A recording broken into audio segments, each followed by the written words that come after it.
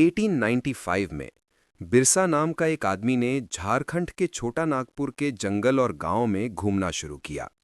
लोग मानते थे कि उसके पास चमत्कारी शक्तियां हैं। कहते थे कि वो सभी बीमारियां ठीक कर सकता है और अनाज को भी बढ़ा सकता है। बिरसा खुद कहता था कि भगवान ने उसे अपने लोगों को परेशानियों से बचाने और दीकूज यानी बाहरी लोगों की गुलामी से मुक्ति दिलाने के लिए भेजा है। जल्द ही हजारों लोग उसके पीछे चलने लगे, ये मानते हुए कि वो भगवान है जो उनकी सारी समस्याएं हल करने आया है। बिरसा का जन्म एक मुंडा परिवार में हुआ था, जो छोटा नागपुर में रहने वाला एक ट्राइबल समुदाय है। लेकिन उसके अनुयायी में उस क्षेत्र के अन्य ट्राइबल जातियां जैसे संथाल और ओरांव भी शामिल थे। ये समुदाय ब्रिटिश शासन के नीचे आ रहे परिवर्तन और चुनौतियों से असंतुष्ट थे। उनकी पहचानी हुई जीवन शैली खत्म होती दिखी, उनका जीविका खतरे में था और उनका धर्म भी जोखिम में लग रहा था। बिरसा ने इन समस्याओं का समाधान ढूंढने का संकल्प लिया और उन बाहरी लोगों यानी दिकूज के खिलाफ सवाल उठाए, जो स्थानीय लोगों को गुलाम बना रहे थे।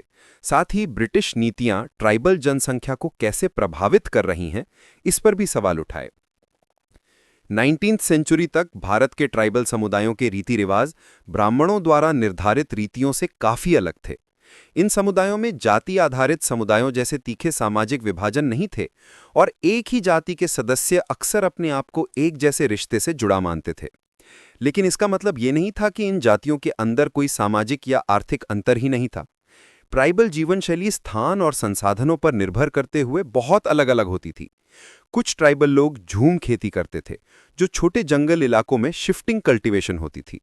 वो पेड़ों के ऊपर के हिस्से काटकर सूरज की रोशनी को जमीन तक पहुंचने देते, वनस्पति को जलाकर भूमि साफ करते और उसकी राख को खाद की तरह फैला देते। कुल्हाड़ी और कुदाली जैसे औजार से मिट्टी को ढीली करते, हल चलाए बिना बीज छिड़कते और फसल काटने के बाद कुछ सालों के लिए उस खेत को छोड़कर दूसरे खेत में चले जाते। ये पद्धति पूर्वी और केंद्रीय भारत के पहाड़ी और जंगल इलाकों में आम थी और ये उनके जीविका के लिए जंगल में आजाद घूमने पर निर्भर करती थी। कुछ अन्य ट्राइबल समुदाय शिकार और संग्रह करके जीवन बिताते थे, जो अपनी जीविका के लिए जंगल पर बहुत निर्भर थे। जैसे कि ओडिशा के खोंड लोग, जो सामूहिक रूप से शिकार करते और मांस को आपस में बांट लेते। साथ ही फल और जड़ें संग्रह करते और साल और महुआ के बीजों से निकले तेल से भोजन पकाते। वे जंगल की जड़ी बूटियों से दवा बनाते और जंगल उत्पाद को स्थानीय बाजारों में बेचते। कई बार सामान के बदले सामान लेकर चावल जैसे आवश्यक अन्न भी प्राप्त करते। कभी कभी वे छोटी कमाई से सामान खरीदते या गांव में बोझ उठाकर, सड़क बनाकर या खेतों में मजदूरी करके कमाई कर लेते। लेकिन कई लोग जैसे कि मध्य भारत के बैगा जंगल जीवन को पसंद करते थे और खेती या मजदूरी को अपमानजनक मानते थे। जैसे जैसे ट्राइबल समुदाय बाजारों से जुड़ते गए, वे व्यापारियों और साहूकारों पर निर्भर होते गए। व्यापारी महंगी कीमत पर सामान बेचते और साहूकार उन्हें उच्च ब्याज पर कर्ज देते, जिससे कर्ज और गरीबी आम बात हो गई।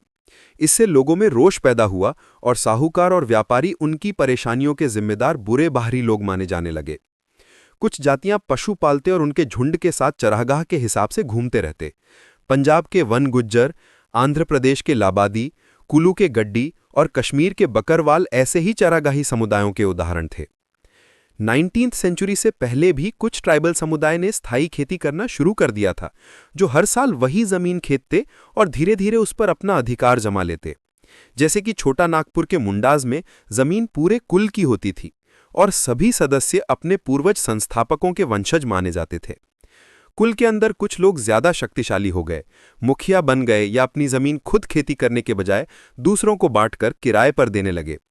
ब्रिटिश अधिकारी स्थायी खेती करने वाले ट्राइबल समुदायों जैसे गोंड्स और संथाल को शिकार संग्रह या शिफ्टिंग खेती करने वालों से ज्यादा सभ्य मानते थे। जंगल में रहने वालों को वे जंगली और कठोर समझते थे और उनका विश्वास था कि उन्हें बसाया और सभ्य बनाया जा सकता है। ब्रिटिश रूल के दौरान ट्राइबल समुदायों की जिंदगी कई तरह से बदल गई। ब्रिटिश के आने से पहले ट्राइबल मुखिया अपने क्षेत्रों में बहुत शक्तिशाली होते थे। वे जमीन पर नियंत्रण रखते, जंगल संभालते, न्याय प्रदान करते और कुछ जगह अपनी पुलिस तक रखते थे। उनके पास आर्थिक और प्रशासनिक दोनों शक्तियां होती थीं और वे अपने नियम खुद बना सकते थे। लेकिन ब्रिटिश शासन के नीचे उनकी स्थिति कमजोर हो गई।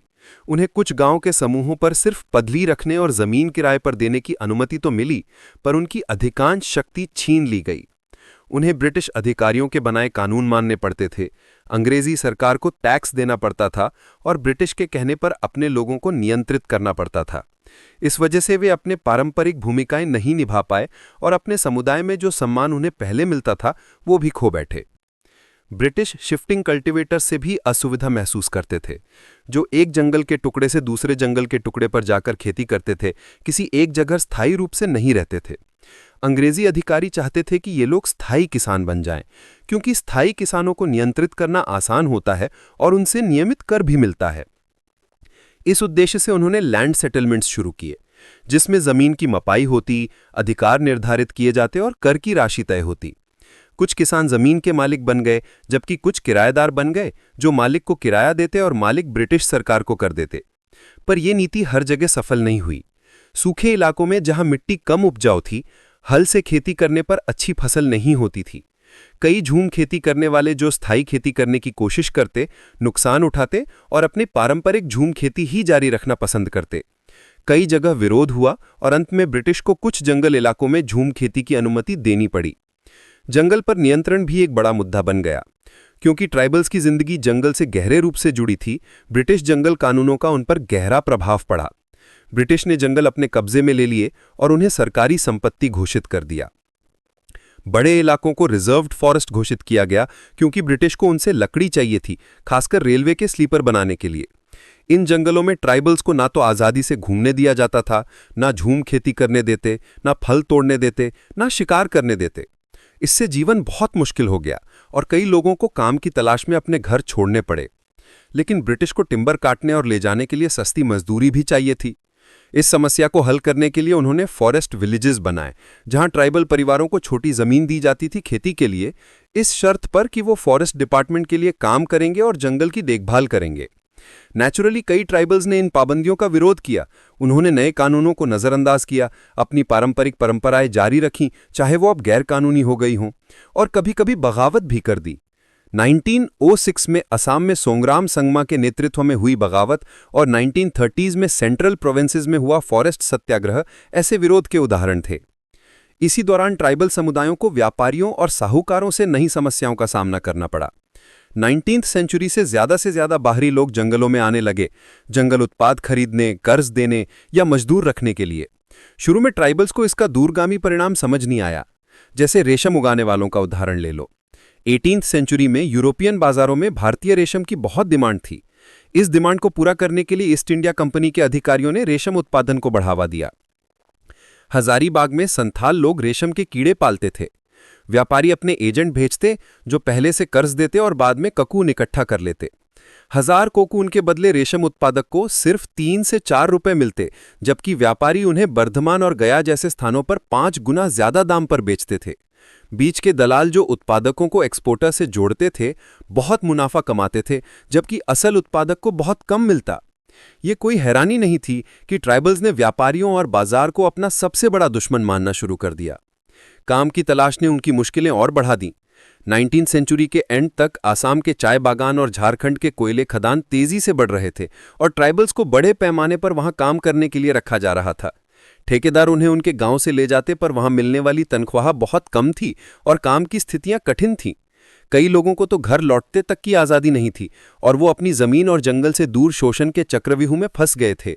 19वीं और 20वीं सदी के दौरान भारत के कई इलाकों में ट्राइबल समुदायों ने कई कारणों, जैसे नए कानून, उनकी परंपराओं पर लगाई गई प्रतिबंधियों, जबरदस्ती लगाए गए कर और व्यापारियों साहूकारों के शोषण के खिलाफ कई बार बगावत की।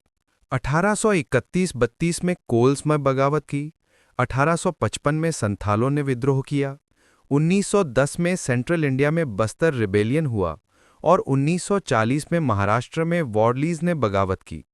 बिरसा मुंडा का आंदोलन भी इन्हीं शक्तिशाली उठानों में से एक था। जो ट्राइबल्स इंडस्ट्रीज में काम करने लगे, उनकी जिंदगी भी उतनी ही कठिन थी। 1920 तक बिहार के झरिया और रानीगंज के कोयला खदानों ने आधे मजदूर ट्राइबल्स थे। अंधेरी गुठन भरी खदानों में गहराई में काम करना सिर्फ थका देने वाला ही नहीं बल्कि बहुत खतरनाक भी था। हर साल हजारों लोग जान गंवा देते थे। सिर्फ 1920 में ही भारत के कोयला खदानों में हर साल 2000 से ज्यादा मजदूर मर जाते थे। उस समय के गाने लोगों की पीड़ा दिखाते हैं। मुंडास जबरदस्ती मजदूरी में अपनी तकलीफ गाते हुए कहते थे कि जमींदार के एजेंटों के हुक्म पर लगातार काम करते करते उनके कंधों से खून टपकता है। वे दिन रात कराहते थे, शिकायत करते थे कि उनके पास न घर है न सुख। बिरसा मुंडा का जन्म 1870 के मध्य में एक गरीब परिवार में हुआ।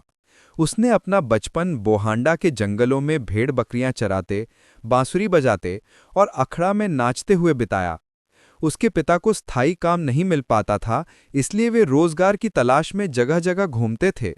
बचपन में बिरसा ने पुरानी मुंडा बगावतों की कहानियां सुनी और सिरदार नाम के समुदाय नेताओं को लोगों को लड़ाई के लिए उत्साहित करते देखा।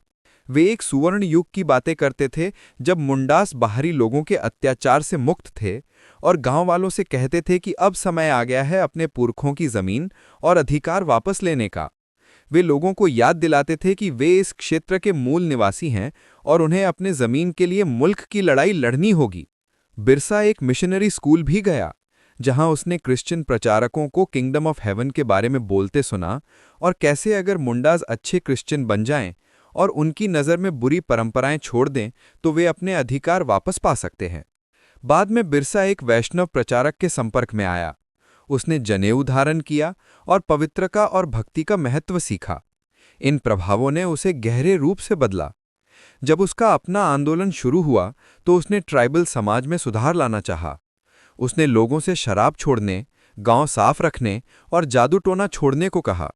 साथ ही उसने मिशनरीज और जमींदारों को मुंडा जीवन शैली के लिए खतरनाक मानकर उनके विरोध में कदम उठाए। 1895 में बिरसा ने अपने अनुयायियों से अपना पुराना शान का युग वापस लाने की बात कहनी शुरू की। उसने सतयुग की बात की, एक ऐसा युग जब मुंडाज ईमानदारी से जीते थे, अपनी जमीन जोतते थे, चश्मे खोजते थे, बाग लगाते थे, बंध बनाते थे और बिना एक दूसरे को नुकसान पहुंचाए मेहनत से अपनी जिंदगी चलाते थे। वो चाहता था कि उसके लोग अपनी जमीन पर वापस आएं, बस जाएं और खेती करें, पर उसका संदेश सिर्फ सामाजिक नहीं बल्कि राजनैतिक भी था।